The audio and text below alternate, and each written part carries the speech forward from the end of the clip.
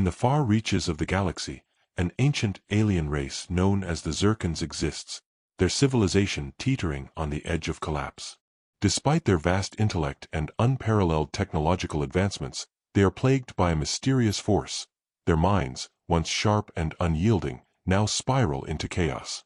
The Zircons' most brilliant minds are being consumed by invisible forces, leaving their society fractured and desperate.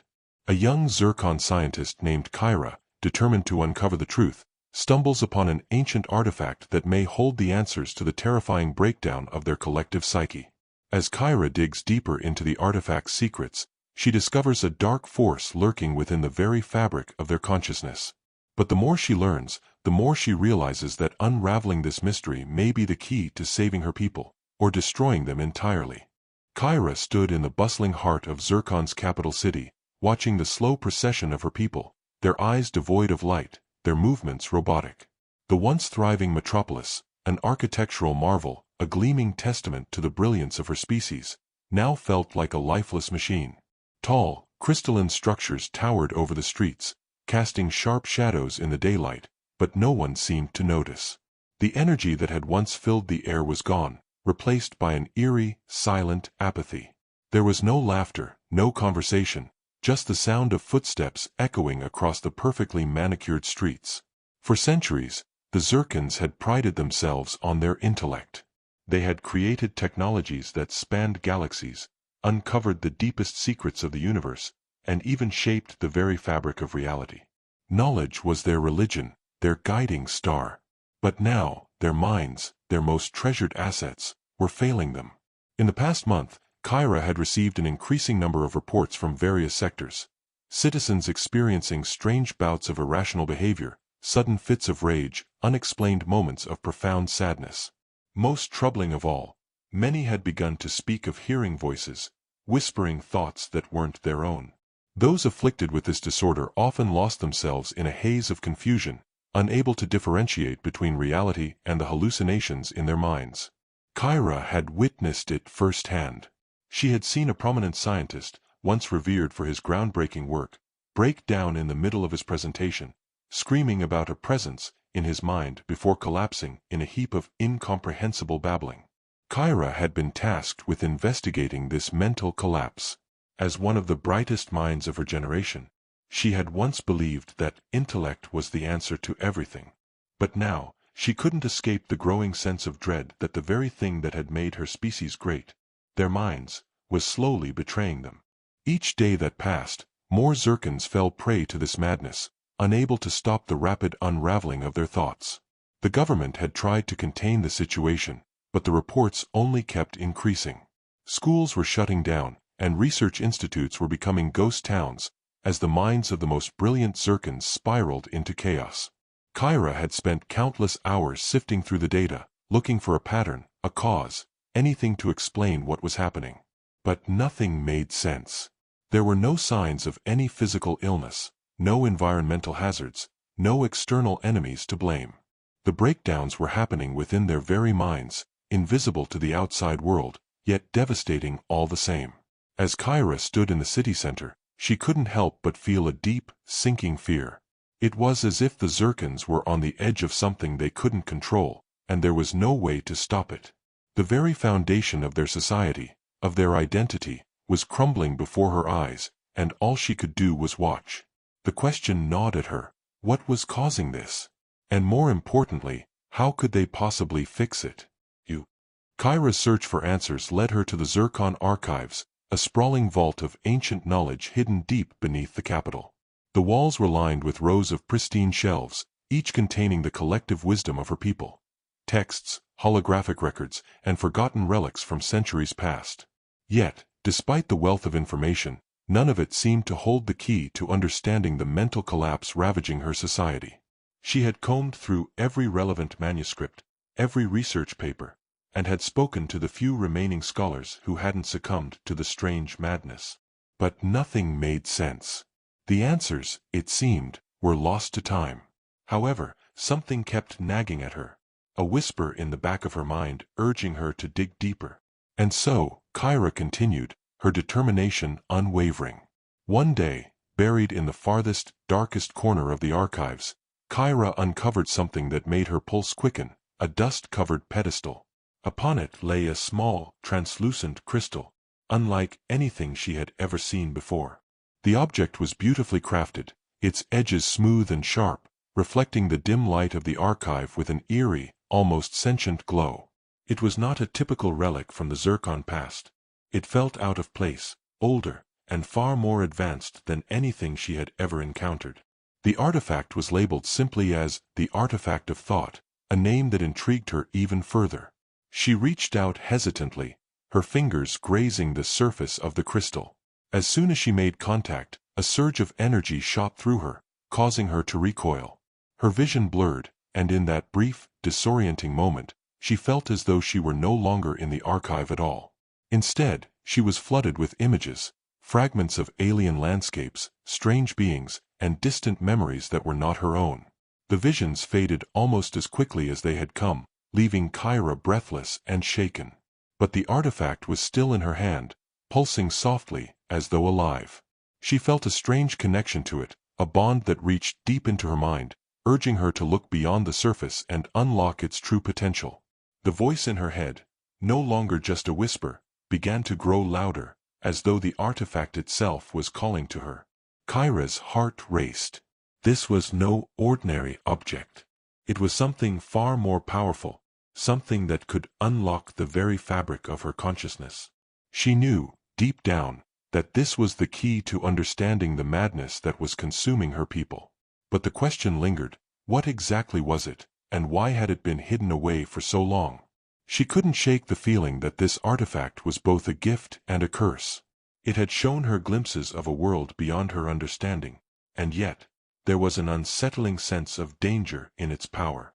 The Zircons had always valued their intellect, but perhaps, just perhaps, it was time to consider what they had lost, the emotions they had suppressed for so long. Kyra knew one thing: she was on the cusp of uncovering something that could change everything. Kyra couldn't shake the feeling that the Artifact of Thought was more than just a relic, it was a weapon. With each passing day, as she studied its powers, the artifact seemed to reveal more disturbing truths. The visions it had shown her weren't merely random flashes, they were deliberate, as though the artifact was trying to communicate something deep, something hidden within her own psyche. And as much as she wanted to ignore it, Kyra could not deny the connection she felt to the alien consciousness embedded in the crystal. The more she immersed herself in the artifact, the clearer the message became. The crystal was not just an object of knowledge. It contained a being, or perhaps an ancient force, that had once shared the Zircon's collective consciousness. This entity, the artifact revealed, had once guided her people, enhancing their abilities, helping them unlock unimaginable intellectual powers. The Zircons had unknowingly forged a bond with it centuries ago, embedding their collective thoughts into the very essence of the artifact. It was the key to their greatest achievements, yet it had come with a price. As Kyra spent more time with the artifact, she began to experience intense emotional fluctuations. At first, it was subtle, an unexpected sadness, a fleeting anger, but soon, it became unbearable. The alien consciousness had a way of seeping into her mind, distorting her own thoughts, amplifying her emotions. She could no longer tell where her mind ended and the artifact's influence began. It was as though the entity was feeding on her emotions, twisting them into something darker, something far more insidious. One night, in a fit of desperation, Kyra left her study and ventured into the city, hoping the cool air would clear her head. The streets were eerily quiet. The once vibrant city had grown desolate, with the few remaining Zircons wandering aimlessly, their eyes glazed, lost in their own minds. It was as if the chaos inside them had manifested physically. Shadows seemed to stretch longer, the bright lights of the city flickered, and even the air felt heavy with a palpable tension. Kyra stumbled upon an old friend, Varek, a fellow scientist who had been one of the first to show signs of mental instability. His eyes were wide, a manic energy flickering within them. He muttered incoherently, his hands trembling as he clutched at his head. "They're coming, it's inside us," he gasped, barely able to form the words. Before Kyra could respond, Varek fell to his knees, his body convulsing as though under the influence of an invisible force. She tried to help him, but it was clear he was beyond saving. In that moment, the full horror of what was happening hit her. The entity, this ancient intelligence, was not just a dormant presence. It was active, feeding off the minds of the Zircons, pulling them into a shared madness. The artifact had shown her a glimpse of its power, and Kyra realized with a cold, sinking fear that it was not just manipulating her. It was manipulating all of them. The Zircons had unknowingly allowed it to become a parasite, feeding on their emotions, twisting their minds, and pushing them toward self-destruction. Kyra's vision cleared for a moment, and the truth became undeniable. The Zircons were not just losing their minds. They were being controlled. And the darker the force became, the more it consumed them all. What had once been a tool for enlightenment was now their greatest threat. The weight of the truth was suffocating. Kyra had spent days poring over her findings, her mind racing with the implications of what she had uncovered. The artifact, the alien consciousness within it, was not merely a passive presence. It was a malevolent force, actively feeding off the emotional chaos of the Zircons. It had woven itself into the very fabric of their collective psyche, manipulating their minds, warping their thoughts, and now, it was pushing them toward the brink of annihilation. Kyra had always believed that intellect was the ultimate power. The Zircons had prided themselves on their unparalleled knowledge, their ability to shape the universe with the power of thought.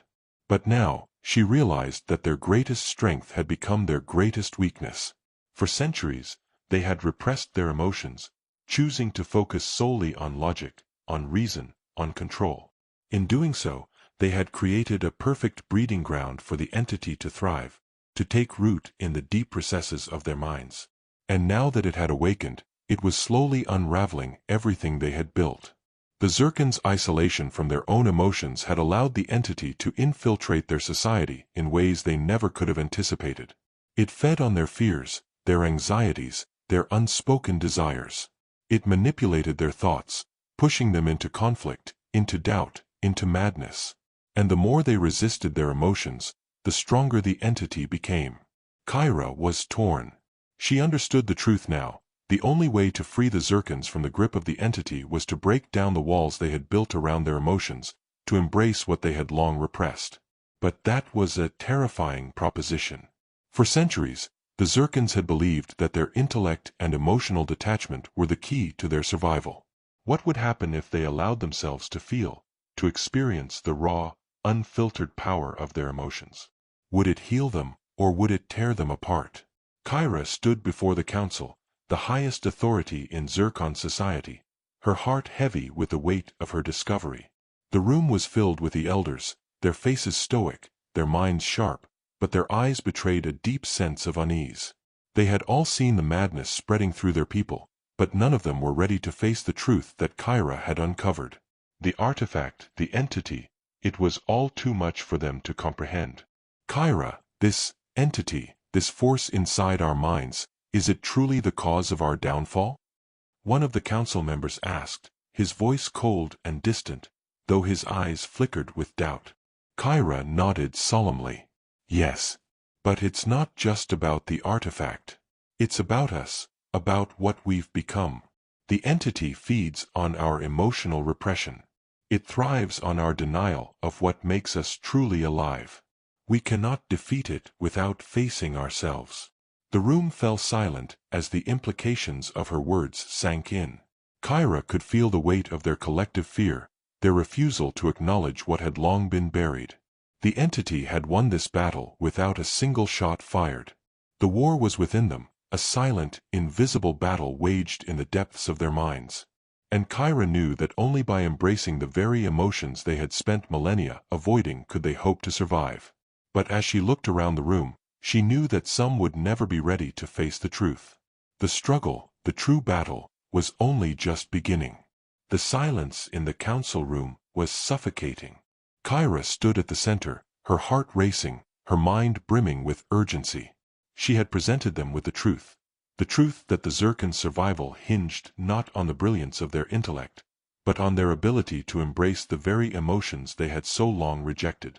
Yet, as the council members exchanged uneasy glances, She knew that the battle ahead would not be an easy one. They were a species built on logic, on cold reason, and the idea of embracing the chaos of emotion was unthinkable to most. "The artifact is only a symptom of our downfall," Kyra said, her voice trembling with the weight of what she was about to propose.